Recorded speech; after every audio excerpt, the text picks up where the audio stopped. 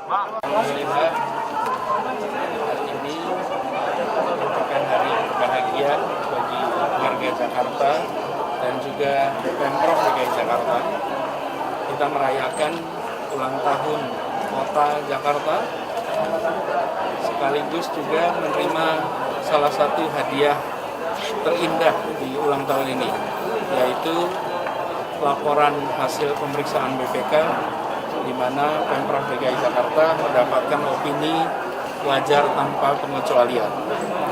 Dan opini WTP ini didapat untuk yang ketiga kalinya berturut-turut, 2017, 2018, 2019, dan insya Allah kita akan terus pertahankan ke depan.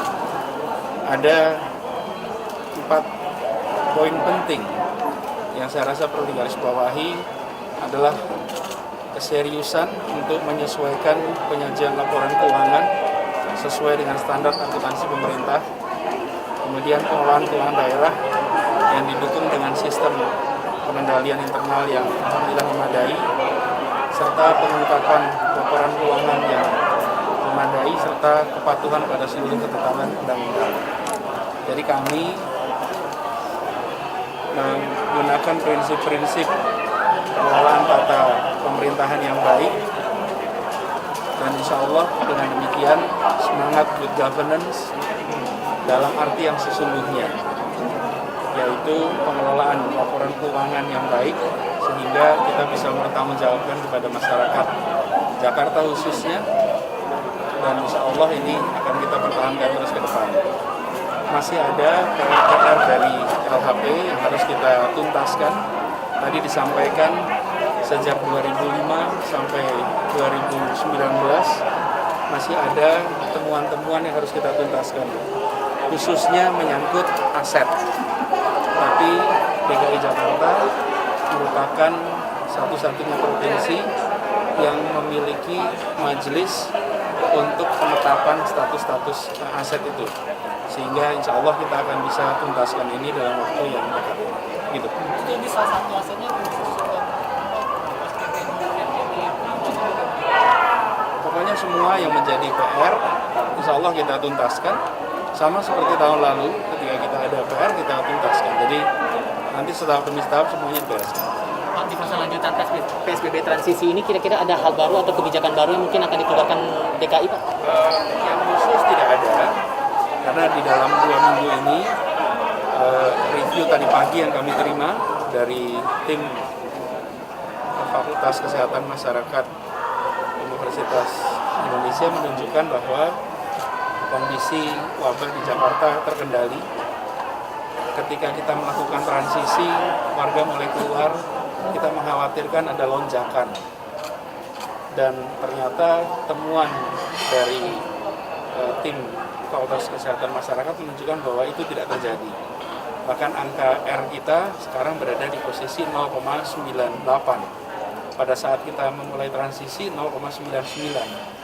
Artinya masyarakat mulai berkegiatan dan kondisi wabah masih tetap terkendali. Mudah-mudahan masyarakat semua makin menyadari untuk disiplin, menggunakan masker, jaga jarak, kemudian tidak berkerumun, cuci tangan rutin. Dengan begitu kita bisa lebih cepat lagi mengendalikan wabah. Dan sekaligus juga fasilitas kesehatan kita, yang sekarang kita ada 67 rumah sakit rujukan COVID, lebih dari 3.500 tempat tidur, lebih dari 500 ICU, tenaga kesehatan semua siap, tapi tingkat okupansinya saat ini di bawah 35%. Artinya kita juga tidak menyaksikan ada lonjakan yang datang ke rumah sakit. Jumlah kasus positif memang meningkat karena Pemprov melakukan active case finding. Kalau dahulu aktif yang kita lakukan banyak pemeriksaan pada orang yang punya gejala. Sekarang kita melakukan tracing secara aktif, lalu testing, sehingga jumlah yang dites meningkat, tetapi positivity rate-nya pun masih di bawah 10%. WHO mensyaratkan apabila kita mengalami transisi, maka positivity rate harus di bawah 10%. Jakarta selama 10 hari terakhir rata-ratanya 5%. Jadi kondisi kita masih aman, tapi saya ingatkan pada semua, jangan karena kita merasa aman, jangan karena kita merasa terkendali, lalu rileks. Bukan. Ini harus tetap waspada.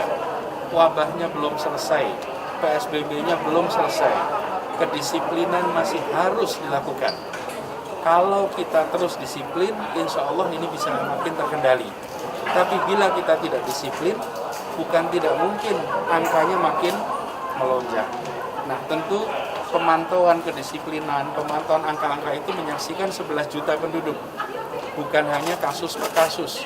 Kita tentu menemukan ada yang belum pakai masker, ada yang masih berkerumun. Kasus akan selalu ada. Tapi kalau kita memotret secara keseluruhan, sebenarnya warga Jakarta relatif tertib dan baik.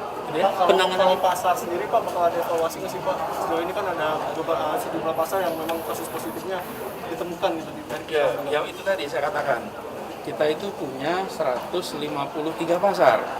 Kadang-kadang kan kalau berita satu kasus, satu hari rame gitu. Nah, kita harus melihat keseluruhan. Dan secara umum terkendali. Tapi benar, pasar itu salah satu yang paling kompleks pengendaliannya. Ya, Berarti pengendaliannya bakal cukup dengan disinfeksi atau bagaimana Pak? Bergobandel-ondel Disinfeksi dan bergobandel-ondel yang boleh cukup itu dulu.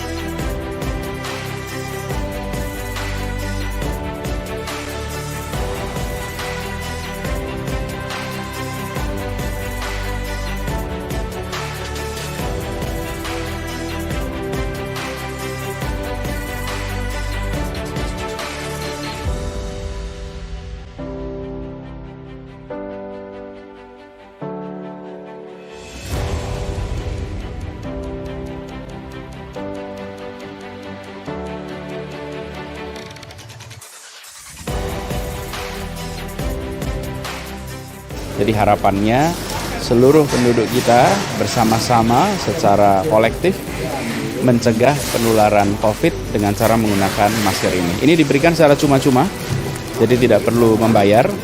Ini disiapkan oleh Pemprov DKI dan ini akan diwajibkan bahwa semua orang menggunakan masker kalau keluar rumah.